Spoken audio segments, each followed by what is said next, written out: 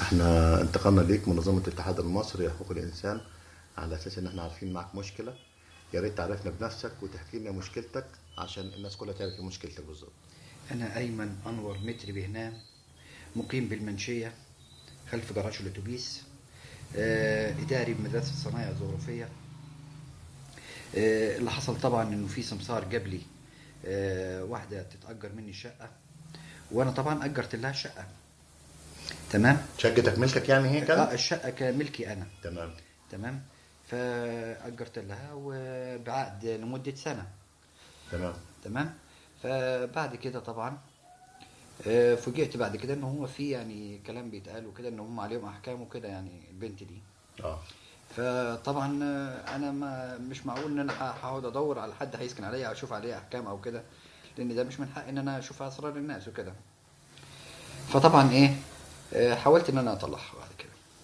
امم ف حاولت تطلعها ازاي؟ يعني انت عرفت ان هي يعني عليها احكام فحبيت عرفت انت عليها تطلعها؟ احكام وقلت اطلعها طبعا، لان كده يبقى غلط عليا انا حتى تمام. وبعدين كقانونا يعني. كان مسجل عندك الشقة لمدة قد ايه؟ هي لمدة سنة.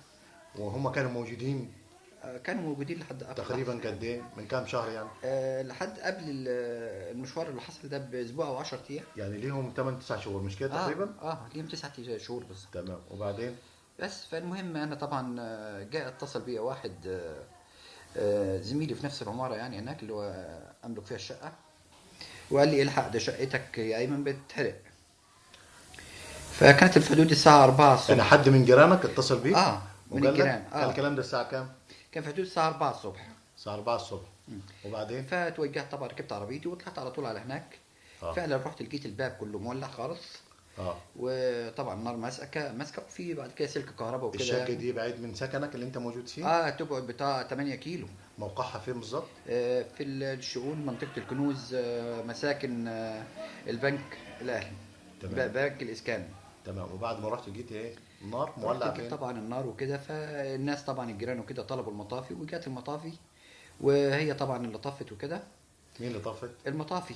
يعني انت رحت لقيت المطافي لا، بتطفي انا ولا رحت ايه؟ الاول قبل مم. المطافي، يعني انا وصلت هناك والمطافي بعد كده جت ورايا على طول. تمام. وبعدين فالحمد لله يعني طفت المطافي وكده، وحتى ما كانش معايا مفتاح للشقه ولا كده، فاضطروا ان هم ايه يكسروا لي الشقه كسر، تمام. وسلموني الشقه بعد كده. طبعا كان كل الحاجه اللي كانت اتحرقت فيها في الاول كرسي انتريه والسجاده اللي جيت اتاكلت، اه وطبعا النار شغاله ايه بتسرح، بس الحمد لله ايه اتلحقت وكده يعني، فاشكر ربنا طبعا. فطبعا بكت الشقه من غير باب، وكان عليها هي بابين، باب حديد وباب خشب. مم. احنا الباب الخشب طبعا اتكسر عادي خالص، الباب الحديد طبعا كان مقفول، فاضطرينا طبعا نكسروه خالص ورحنا شايلينه خالص من الشقه. فبقت الشقه خاليه من غير اي باب. تمام. فطبعا كان يوم لحد، وطبعا الصناعيه بالنسبه لنا كانوا صعب يعني. فقعدت في الشقه، فاتصلت بواحد صاحبي، فقال لي على الساعه 2 يا ايمن اخلص شغلي وكده واجيب لك نجار وياخد لك المقاسات ويعمل لك باب. طب انت ما عرفتش مين ولع في باب الشقة؟ لا ما اعرفش ما لحد تعرفش؟ دلوقتي، انا ما اعرفش. اه. قلت ممكن يكون ناس كهرباء او كده يعني، ده اللي تمام. توقعته انا يعني، ما تمام. حسيتش في وانت قلت دماغي. حبيت تجيب حد يصلح الباب؟ قلت مش هيصلح، هنجيب باب جديد، الباب كله اتاكل. تمام. لكن كان المستاجر عندك الشقة مشي لا كان ولا مشي كانت خلاص. موجودة؟ لا كان مشي خلاص. اه كانت موجودة، والعفش اللي فيها دي بتاعك انت مش كده برضو؟ العفش ده كان بتاعي انا، بس كان في بعض محتويات ليهم برضو يعني في اه. الشقه، فكانوا تمام. سايبينها يعني كامانه وكده، مم. لحين ما يدبروا سكن وكده. فالمهم انا ايه، طبعا قعدت في الشقه لحد الساعه واحدة، جاني واحد اسمه علاء السني من الجماعه السنيين، اه. واشتغل يزعق علاء طبعا السني ده من فين؟ من جنة برضو؟ في المساكن هناك ساكن، وده مسجل خطر يعني اصلا. اه.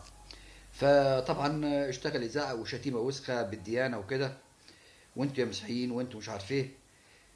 جالك فين ده قلت لي؟ جاء قدام العماره هناك، فانا اه نزلت يعني له راح تحت. لك عند السكن اللي انت اتحرك ده؟ قال لي انا قاعد فيه. اه. ما هو شاف العربيه بتاعتي قاعده بره، تمام. وبعد فعرف ان كده انا قاعد في الشقه فوق. شتم قال لك ايه بالظبط؟ يا نصراني يا كافر. اه. طبعا من الكلام ده كله يعني يعني الفاظ كلها جارحه. طبعا. فطبعا انا قدرت اهديه طبعا بقدر الامكان، لان حسيت العمليه هتوسع شويه، فهديت الموضوع خالص معاه. طب بيقول لك يا مصري كافر على اي اساس يعني؟ ان انا كنت مسكن جماعه دول وكده، اه. ويعني بيقول لي انك انت كنت مستتر عليهم وكده. اه. فقلت له لا، الكلام ده عيب عليك وغلط، اه. لان انا ما كنتش مستتر، انا كنت انا زي حالاتك، زي اي واحد بيأجر شقه ما بيعرفش ايه اللي مأجرهم له. تمام. وفعلا كده. بس فالمهم ايه، قلت له طبعا ما تنتهدي شويه يا حاج علاء وكده، عشان لقيت العمليه زحمت. اه. فاخدت عربيتي وقلت له انا رايح الشقه التانيه عند الامين خالد السويفي، ويا ريت مين تيجي الامين هناك. خالد سويفي ده بقى؟ واحد صاحبي وساكن عندي في الشقه التانيه. اه، يعني انت معاك شقه تانية مسكنها لواحد اه خالد سويفي ده امين شرطه وصديقك؟ وفي نفس الوقت الشقه دي جنب شقه علاء السني، يعني هو ساكن جنبيها هنا. يعني جيرانه هو يعني. اه اه، انت رحت على اساس تكلم جيرانه وعلى اساس يتدخلوا ايوه، ينهوا الموضوع يعني. على انه العمليه تهدى وكده يعني. تمام. فرحت هناك وقعدت عند خالد السويفي، ولقيت مفيش 5 دقايق. كان الساعه كام؟ كان في حدود الساعه 2:15 بالظبط. 2:15 ظهرا. الظهر. تمام، وبعدين؟ طبعا رحنا هناك، بصيت مفيش 5 دقايق ورايا على طول، وجيته جايب لي 3 سنيين، يعني 2 معاه وهو.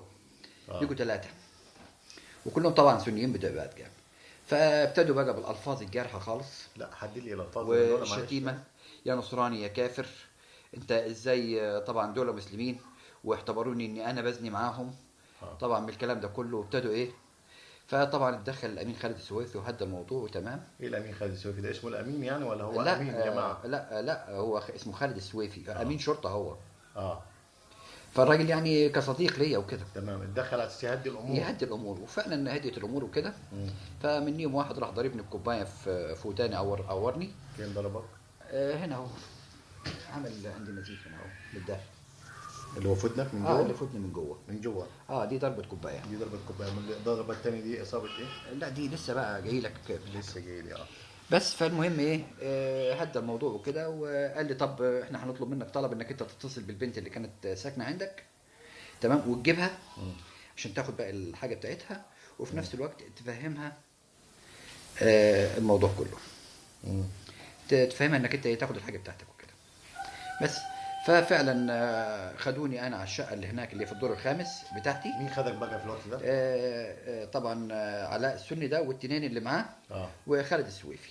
4 يعني، كنتوا 4 افراد. رحتوا الشقه اللي انت كنت مستاجرها؟ رحت هناك اتفاجأت بقى بحدود 10 او 12 واحد قاعدين هناك كلهم سنيين مستنيين. من اول ما دخلت طبعا اشتغلوا فيها ضرب.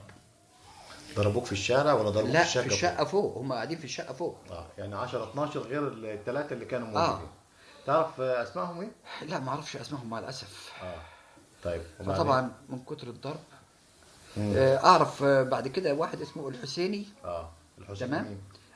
الحسيني كمال. والتاني اسمه علاء السني، يعني شهرته علاء السني، ما اعرفش اكتر من كده. بس فالمهم ايه، اخذوا مني الموبايل، واخذوا مني مفتاح العربيه، واخذوا مني المحفظه بمقتنياتها وكل حاجه، ما خلوليش ولا حاجه في جيبي. وامروني طبعا ان انا اتصل بالبنت واقول لها ان المدام معايا قاعده وتعالي. المدام بتاعتي انا، على ان المدام بتاعتي قاعده معايا، وتعالي انت عشان تاخدي ايه الحاجه بتاعتك. فالبنت طبعا ما تعرفش يعني، رفضت انها تيجي. فاستنوا شويه برضو، قالوا لي اتصل بيها تاني، واتصلت بيها تاني برضو ايه، رفضت.